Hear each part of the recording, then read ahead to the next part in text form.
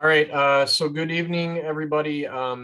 We didn't know what the attendance would be, and I'm just excited that, 6 people from 6 different associations would like to um, collaborate and work together to try to, change the course of where we're at with umpires and the shortage that we are experiencing. So my name is Dawson Blank. I'm the executive director at MYAS, and it's always fun to come back into the baseball world because from 2000 to 2015, I lived it day in and day out. I helped create Gopher State baseball in the year 2000 or 1999, and then I moved on to different areas within the organization and eventually became the executive director a few years ago. So we have Tony Schrepfer, Director of Officiating, he sent you correspondence last week. And then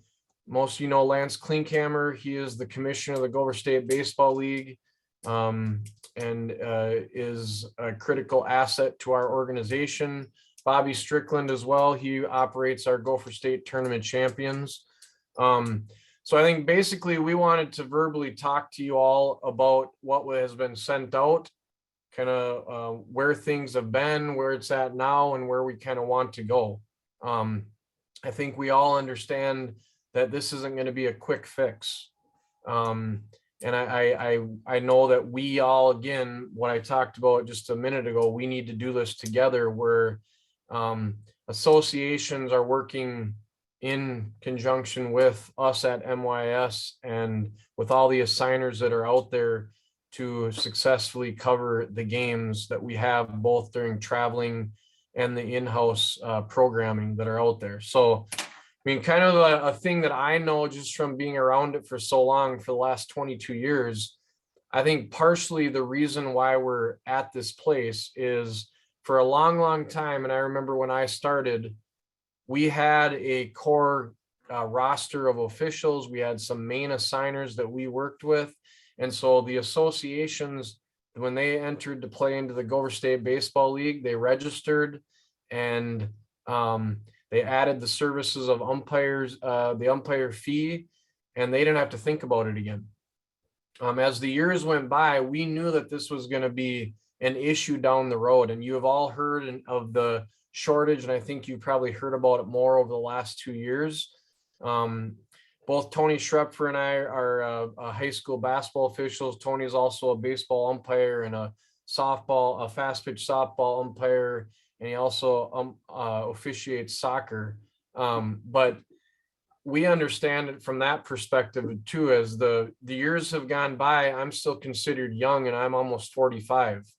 And we know that there is that group of people. There's a big gap with that group of people. The pandemic accelerated the process because people decided in 2020 that they were just going to be done.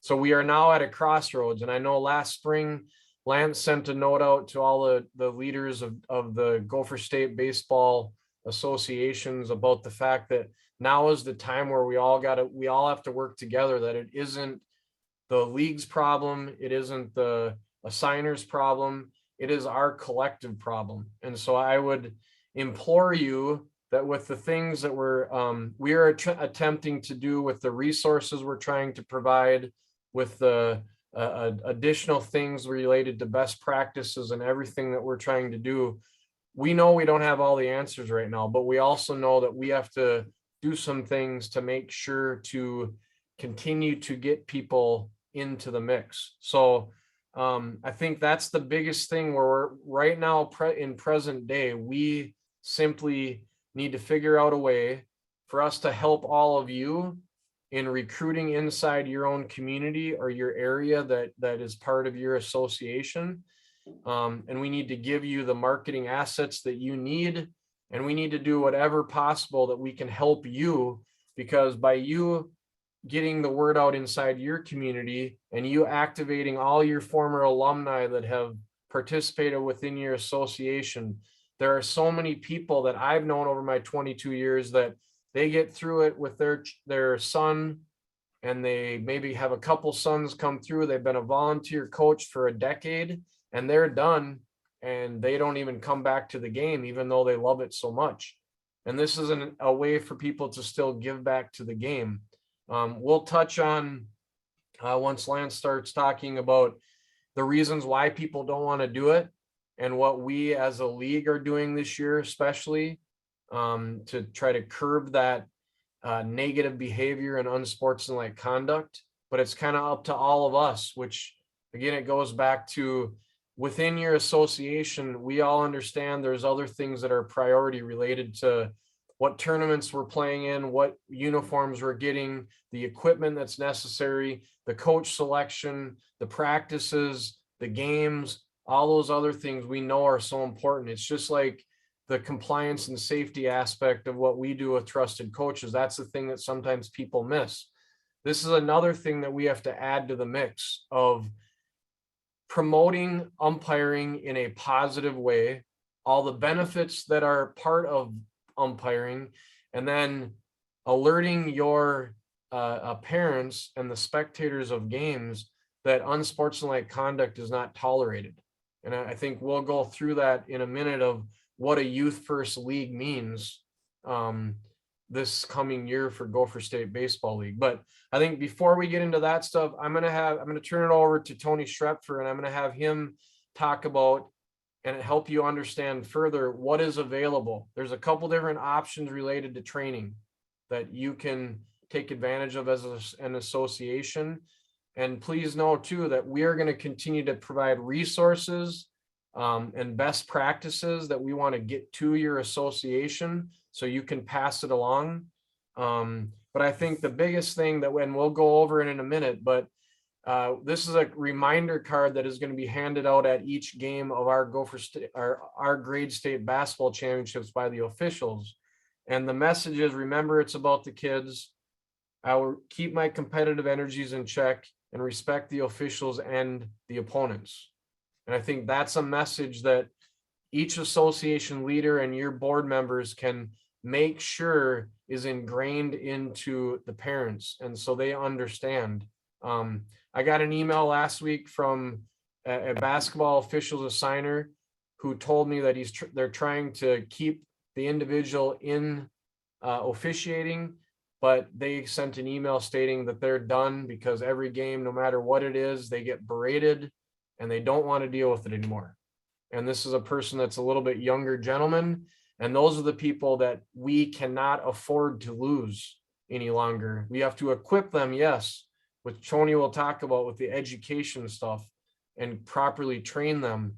But I think that's the ages where when we get them into the mix and we get these new umpires who are maybe 14, 15, 16, 17 years old, that is where we lose them so quickly, because those individuals that are coaching and the parents that are there, it's maybe their first time in the traveling experience, or they're new to in-house baseball, and they have invested some money into this experience, and they forget they lose their perspective. And I think, again, that is the part where everybody has to maintain their role within this youth sports experience. And if everybody does, it'll be a positive, productive experience for the athlete, which is the number one priority. So enough on my soapbox.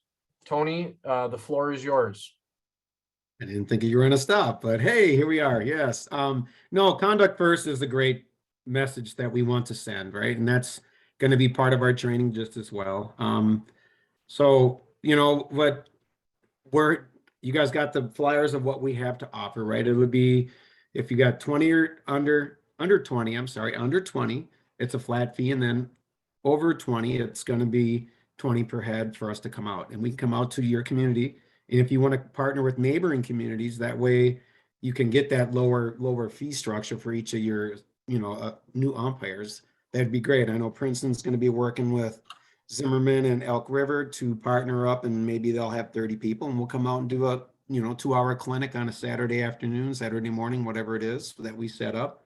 Yeah, and it's a win-win for everybody, right? And I always talk about, I'll mention a couple benefits of being an umpire. I've been doing it for 30 plus years, umpiring specifically. I do basketball, like Dawson said, and soccer, but The year after my first year of umpiring, my batting average went from 272 to 321 in one season, just because I got to see a lot of pitches over and over. When I went to the plate, I knew what a strike looked like right when it left the pitcher's hand. Am I swinging on this pitch? And you should always want to be swinging anyway, but I always like just getting on base and causing havoc when I got on the bases. And it taught me a lot of the rules of the game. So when I was in the game, I understand what the rules were. Again, a lot of the things that get coaches and parents, kind of tied up in games is when it comes to judgment. And those are the things that we need to include into our first conduct, right? We can get all the safe calls and out calls, strikes and things correct, but a lot of it, there's going to be some judgment involved into it, right? This is what I saw, and this is why I use the rule that is pertaining to this, right? And if we can explain those things and be fair to the umpire, just as well as the umpire should be fair to the teams and give cadence to the coaches. And as long as we're doing the right things out of the gate, right? That pregame speech, we talked about it in almost all of our meetings that we have. If the umpire has a nice pregame, conference with the coaches, hey, coach, if you have a question throughout the game, by all means, ask, and I'm going to give you an answer, but then we got to get back to work so we can keep the game going. And that's what a good official does, is manages the game so the game has flow. And baseball's slow enough already, so we don't need many interruptions, right? Baseball needs to be a little more active. Lower level games, strike zone may be a little bigger, right? As you move up, the strike zone is going to be a little more defined, but we want kids having fun, swinging their bats, making plays in the field. I communicate to the players all the time when they come off, hey, that was a great play, third, right? And that gets them excited. They heard it from somebody else. And especially the ump's like the last person they would think that would say that, but that's how it helps me in my games. And I'll say it to when I work my men's amateur games, I'll say the same thing, and they like it, right? So the better we can communicate right from the get-go, and that's part of our training, right? We talk about it when a kid gets to the field. Hey, when you walk up to the field to let the coach know, say hi to everybody, right? Just start saying hi to everybody. That makes you a human being just like the rest of everybody that's coming to the game. And then you walk back to your car, you get dressed, you show up. Hey, that was the umpire. Cool, right? I mean, you build those teeny little bridges all the time as an umpire or an official just in general. So for me, I'll let you guys have questions if you have more questions about what we can do for your association. Again, we'll come out. It's a 2-hour clinic. We do about an hour worth of classroom work, and then we do an hour worth of field work, which will be 30 minutes of plate work, right? How to get in the slot, how are we reading pitches, what are we looking for, working with the catcher, because the catcher and the umpire, they're part of the battery, right? Between the pitcher and the catcher, everybody has to know what's going on and where we're at, and it's just good communication. And then we talk about field work. After the ball's hit, where do I go, right? So those are the things that we'll be, discussing at the clinics that we host in your community if you choose to have us come out. Yeah, other than that, it'll be open for questions, but I'm sure Lance will have a few things that he'd like to say. Yeah, before I turn over to Lance, I just would like to say too that we are going to have a short video that we would ask you to send out to all your parents that we'll put together. I think that the other part, if you would like Tony or one of the umpire signers or other umpires to come out to your association where we can speak directly to your parents, we're all about that. And that would be something that we would want to do on our time. We're not going to charge you for that part of it. That's just something that we want to do, because I have done that a lot over the years as a basketball official, where I've literally spoken to high school teams and talked about from a perspective of an official and what we're seeing and why we're calling what we're calling, and the relationship between the official and the player and how important that is. So, I mean, that's another thing that we would be happy to do, but we're also going to produce a video that all the associations can send off so they can get it to parents, because I think that's the other piece that we don't probably talk enough about, that specific thing related to unsportsmanlike conduct and also just humanizing the umpire. Because in baseball, I know for the most part, all we do is say, oh, person in the blue shirt or the navy blue or the red, or black, they're here. Now they're the enemy. And that's the last thing that we really want to have happen. And so it's changing that mindset by everybody inside your association too. So Lance, I'll let you kind of discuss a few things and then we'll take some questions. All right, to make sure we got enough time here, appreciate everybody in attendance. I'm going to kind of fly through some things. We got about 13 minutes on the clock, it looks like, but real quick, what we've heard from assigners, a little bit of criticism relative to local efforts to recruit umpires. That's not a broad stroke, but I believe that's been their frustration as they try to do their job and provide those services. In turn, they ask for some help on the ground level. And according to a few of those assigners, they haven't gotten much help. Now, that doesn't mean efforts haven't been made. It just means that nothing has really been produced through those efforts. So naturally, there's a need to kind of revisit the drawing board here. It seems to me, based on information collected, there's difficulty recruiting umpires just using common methods. I think, we need to think outside the box, maybe be a little unconventional in those approaches and aggressive. Turn over every stone we can in every community. And we need your help to do that. It shouldn't be any surprise. Number one reason people don't want to umpire is getting yelled at by parents. It's as simple as that. We believe it's both our responsibility and the responsibility of the local associations to help change this.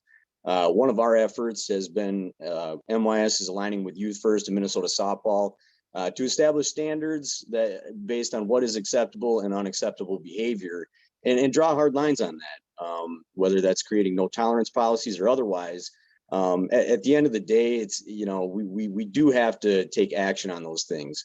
Unfortunately, it's something that we have to draw a relative hard line on, as allowing that to be within youth sports and fester like it has is the reason we're sitting here today. And we have these problems. That's just the reality of it. Some general thumbnails for recruitment. And again, we get a lot more detailed than this, but some things we learned through talking to other associations. Rate your existing database. A lot of you probably have contacts that go back 10, 15, maybe even 20 years. I talked to Forest Lake we talked to Forest Lake probably, I want to say in November. And they were, looking for resources, found out they were very short on umpires going into last year.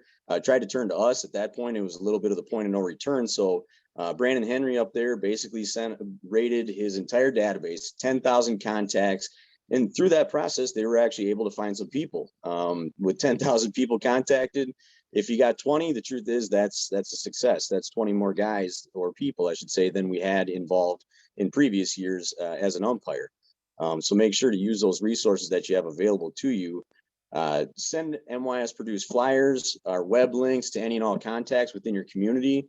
Something we do have on our side is the ability to create materials and make them fancy and presentable and basically give you the turnkey resource just to send out. What we need you guys to do is generate interest in your local community. Point them our direction. You can send them our way. We can communicate individually with them, let them know what their training options are, all that other good stuff. But we don't have access to the elements in your local community that you may have through your association or otherwise. We may not even know of some resources that you might have, but that's why we need to start the communication and the conversation with individual associations about this and on the greater whole, everyone, so that we're all working towards kind of that same effort. Even if you got bad ideas, those get turned into good ideas. I have a main point of emphasis here in that communication between the associations and our organization is vital. Even if you have no idea what to do, send us an email saying, hey, I want to get started recruiting umpires, but I don't know what to do. That's fine. We can start there. We can start having conversations about it, start, preparing and giving you all the support you might need, the insights, some ideas to help you locally to actually make an effect. Because ultimately, if an association does not communicate with us whatsoever, it really makes it near impossible for us to provide any real assistance and hit the ground running there. So what can you do? Communicate directly with our office relative to efforts that you're making currently, and work with us and conversate on what are the things we can think up that would be good ideas. Work together. This isn't something we're telling you what to do or otherwise. It's a matter of we just want to open that up so we can start discussing things, because who knows what might come of those conversations in terms of good ideas, good thoughts, good initiatives, all that good stuff. It's a collaboration. And right now we don't have that. And that's what we're looking to create. Some advisement, and again, these are not telling you what to do. They're just meant to try to help the situation within your association. If you can create a position that's of a perpetual nature with the direct role of recruiting and retaining umpires. Create a long-term strategy, and that involves taking what we figure out and we cook up, you know, throughout the next year or two or whatever it is, but build it into a system, into a process, into an everyday, perpetual, year-long type of effort, and also develop that system in a way that when turnover happens within your association, that somebody can walk right in and take the reins and knows what to do.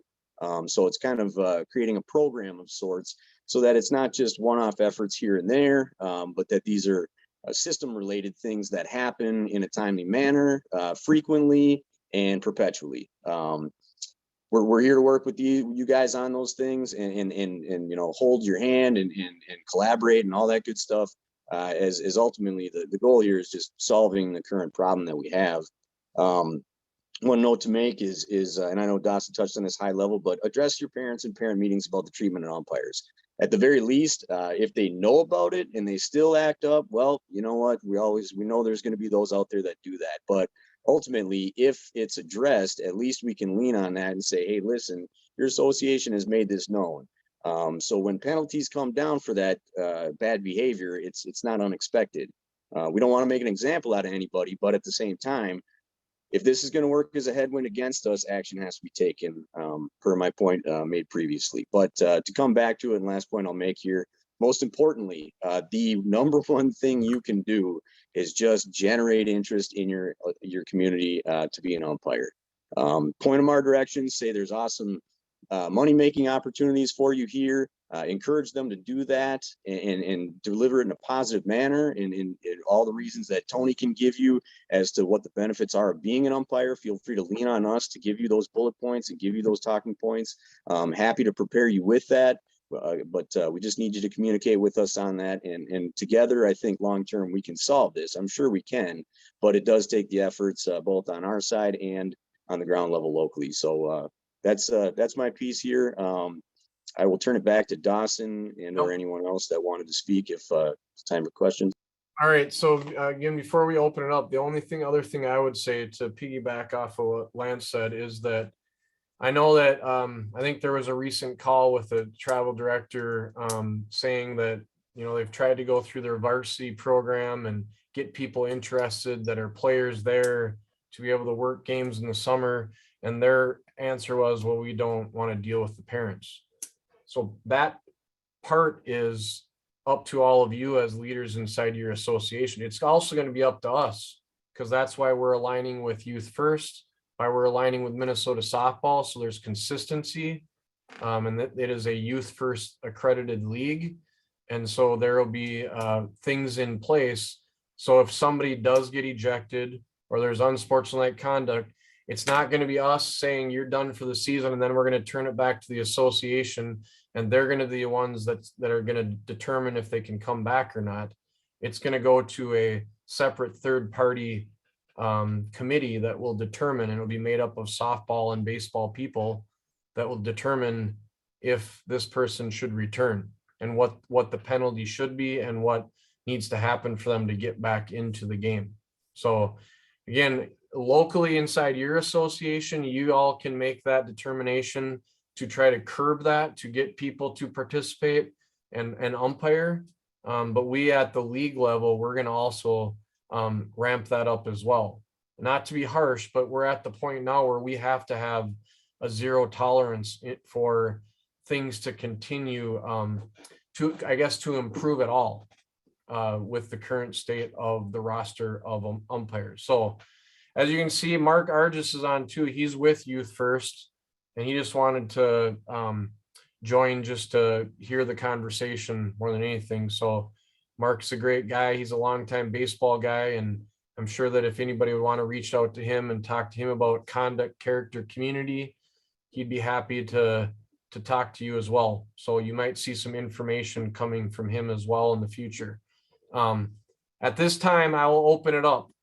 So if anybody has any ideas, other options that you have had inside your association, there's anything at the ground level that you feel is just not going to work, there's good things, bad things. I just want to have an open conversation for the last 5-10 minutes here. So the floor is all of yours right now.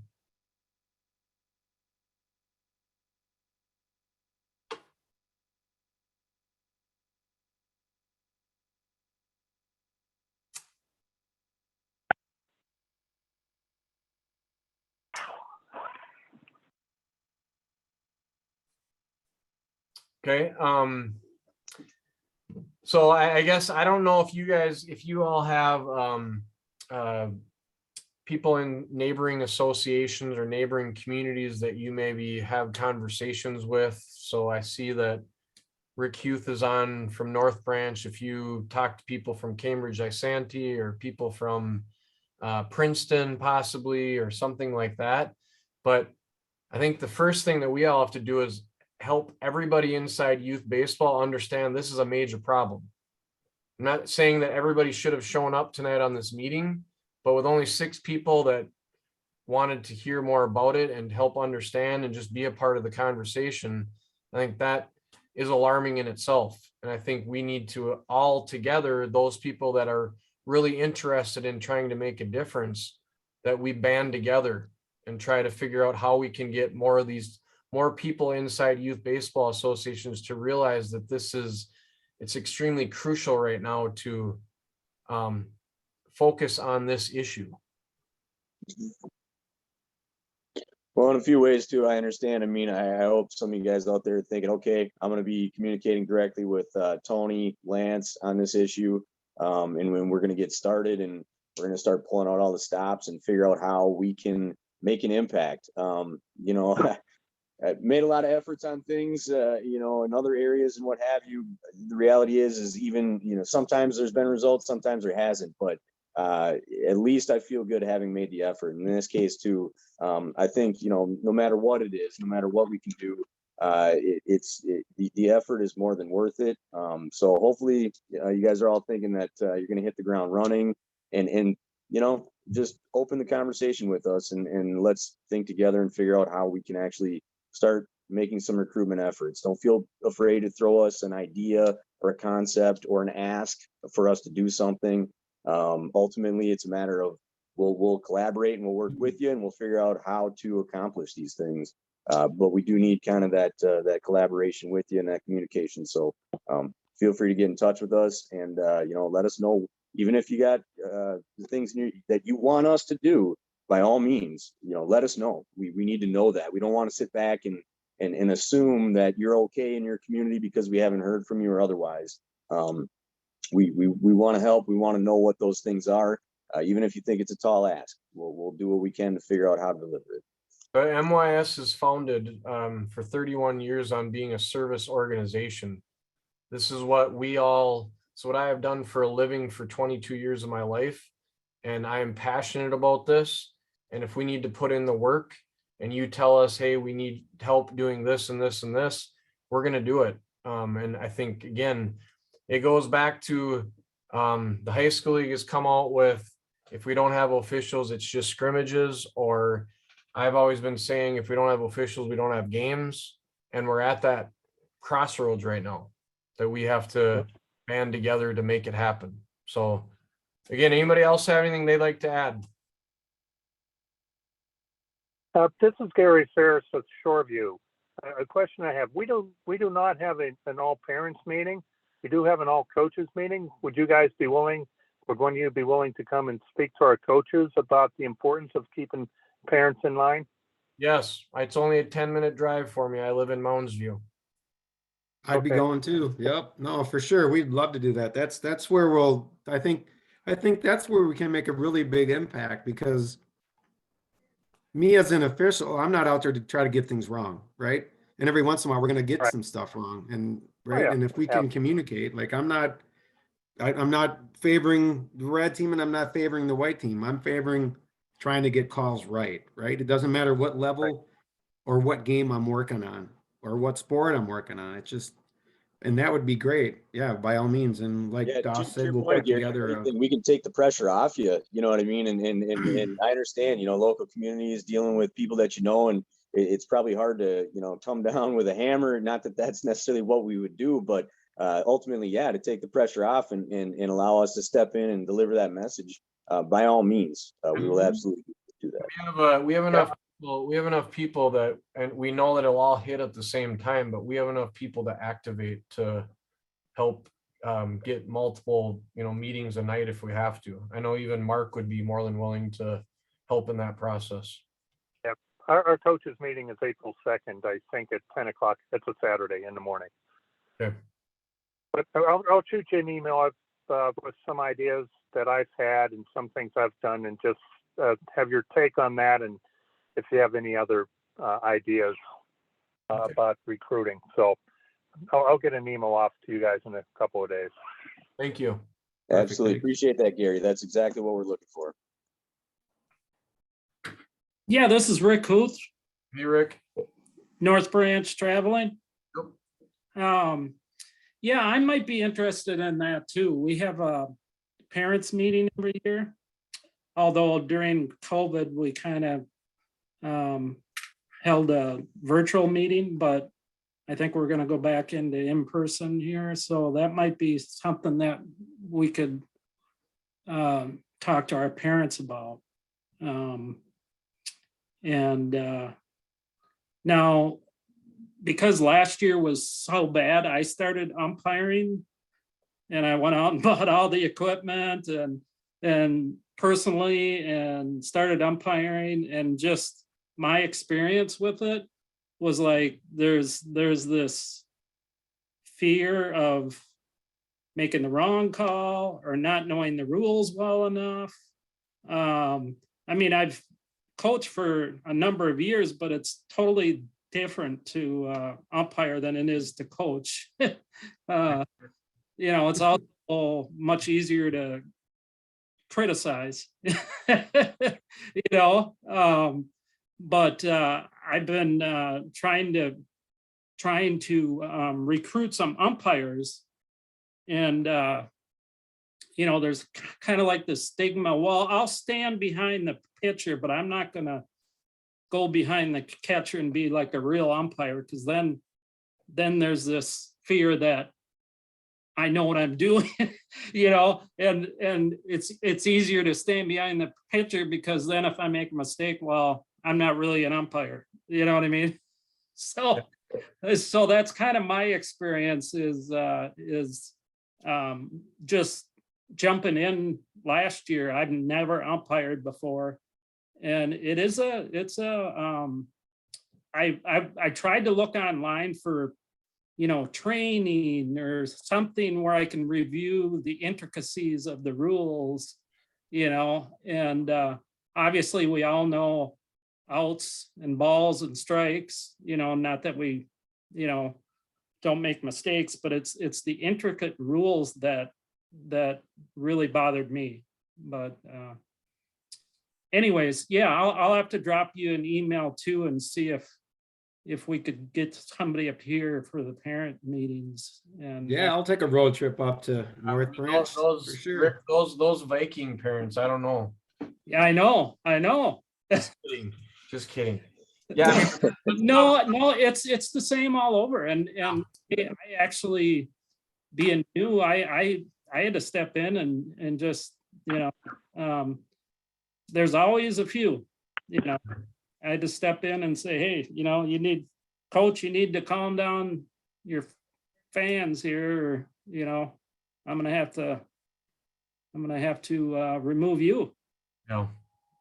Well, I mean, basically what you're saying though is what you experienced last year. You would really like there to be something in addition for those young umpires or for beginner umpires to be able to be more equipped with tips of the week or additional things that can be passed along or shared, because obviously that's part of what Tony's trying to do with the Trusted Officials platform. Is once they, you know, go through that process of the training, we can get them additional stuff that will help them when they're on the field. That's another part of it too. Yeah, Yeah, and I'd say yeah, even correct. consultation about that, Rick, that's real valuable information. I mean, I just kind of thinking out loud here, but to be able to point towards us and say, hey, if an umpire has a question about something or wanted to review something that happened or what have you, we don't hear from individual umpires all that often, quite honestly. I mean, we work with the signers, but ultimately maybe opening that gate to let them communicate with us and say, okay, here's what happened. I'm not 100% confident that what was done was correct, or maybe just want some clarification on things. Just to, I think a lot of times umpires and officials, I mean, I've dealt with many of them, and unfortunately, some of the most jaded ones feel very alone on the field or on the court. And I think any support that we can kind of provide them with is very helpful, and to make them feel like, hey, we got your back. And we'll be honest with you too. If it was the wrong call, well then, we'll let you know that, but we'll let you know what the correct one was, and maybe just some communication there to make them not feel like they're just on their own and alone, that they can turn to us and we can give them a little support, maybe some information on it too. Yeah, that would help, because I had a couple situations where even me coaching baseball and coaching my girls for many years, I had a kids slide into first, and the coach is like, well, that's illegal, you can't slide into first. And I'm sitting there going, I've never heard of that, but we also don't teach them to slide into first, but I don't know if that's a rule, so stuff like that, and being new last year too, is I had some really wild pitches at 10U, 11U. And I mean, and my inexperience, I'm like, it's coming right for my head, so I'm ducking. Yeah.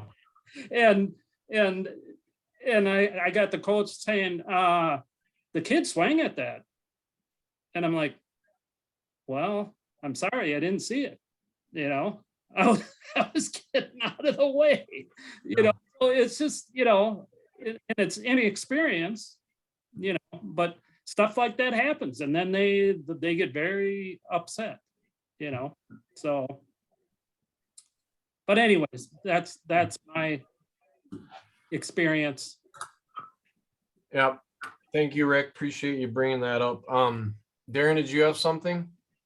Yeah, I was just I guess I'm not even sure that I should have been in this meeting because I'm not really with an association, but I got our association one of the associations that I ump for sent out an email with a link to join in on this meeting. So I'm just, a guy doing some umpiring.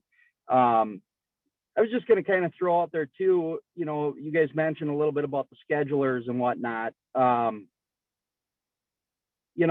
think it's kind of conflicting, even just for myself with, because I don't go through any schedulers. I just, I try to pick my own games just because of my work schedule. So some of these games, I mean, and obviously it's hard to avoid it just being in the Midwest, and with the earlier late springs that we get, and then, with the daylight savings and the earlier or later start times, obviously that gets a little bit easier to work with as we get closer or farther into summer. But I think, and I don't know how much thought, or I'm sure you guys have thought of it, but just with, the schedulers, they kind of, some of them pick the games for you, and for me, I can't do that, just because of, my real job. So I think that kind of creates and turns a little bit off for some people that would be willing to umpire or officiate some of these ball games, and there's definitely a shortage out there. When I got back into officiating again, it was, I started out with just the local youth traveling organization. And now last summer, I'm traveling to, 3 other organizations because everybody's short, which isn't a big deal. But, I think with the schedulers, with them choosing games for you, it just kind of turns, in my opinion, it turns people off. So, and that's one of my obstacles. I can't join a club an umpire club or get into, with any schedulers just because I can't with my work schedule. So I try to pick up what I can and it is what it is for me at the end of the day. The other thing I was going to mention too, we got a lot of young kids that officiate or umpire in one of the organizations that I umpire in. And they bring in a group of guys and they usually do like a couple 2-3 hour clinic in the spring. But I think, I've been fortunate with parents. Most of my conflicts come with the coaches. But I've been pretty fortunate with parents. But I think the obstacle that the young people and what turns them off is they just don't communicate. They're not confident enough to communicate. They don't have de-escalation skills. And that when that confrontation starts, whether it's with a parent or a coach, they don't know how to handle the situation. So I think just with moving forward maybe and with these young guys and trying to recruit these young guys, I think maybe if there could be an emphasis on, just teaching these young people how to communicate and try to give them some basic de-escalation skills, just to try to move through a conflict that they're having on a field, whether it be a judgment call or something else. So I guess that's just kind of what I have, my 2 cents into kind of a little bit of what I've been hearing. So. Yeah. Thank you, Darren, for your input. Yeah, that's the classic thing of game management and, really getting that part of the training in. All right. We're going to sign off. But again, if you all that are on tonight, if you have any questions, it's our name at MYAS.org. Tony is T. Schrepfer, because we did have another Tony here at one time. But it's Lance at MYS.org, Bobby at MYS.org, Dawson at MYS.org, T. Schrepfer at MYS.org.